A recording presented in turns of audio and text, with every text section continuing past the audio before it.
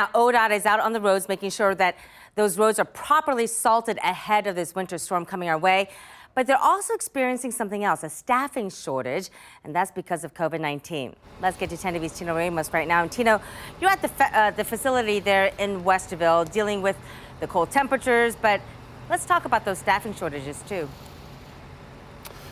Yeah, this is really going to play a factor possibly down the road here within the next 24 hours because you're already starting to see just a little flurries. Can you see these flakes kind of going through the camera?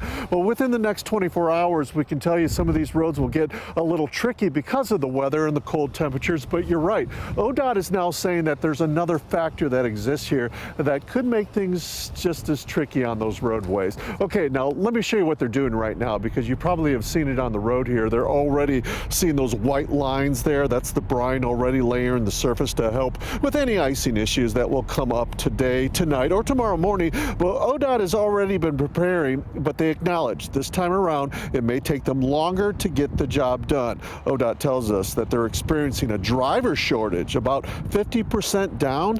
The problem has to do with the seasonal drivers and the fact that they're competing with so many other businesses who need commercial licensed drivers.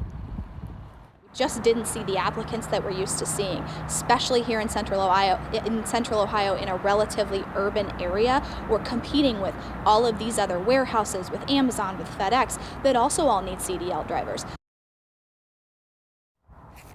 Yeah, and we've talked so much about this, all those hiring signs out there, so they really are competing against a number of businesses. So now that ODOT has those lack of drivers of sorts, what will this mean for you when the weather starts getting bad? We'll take a closer look at that coming up next half hour. In Westerville, Tino Ramos, 10 TV News.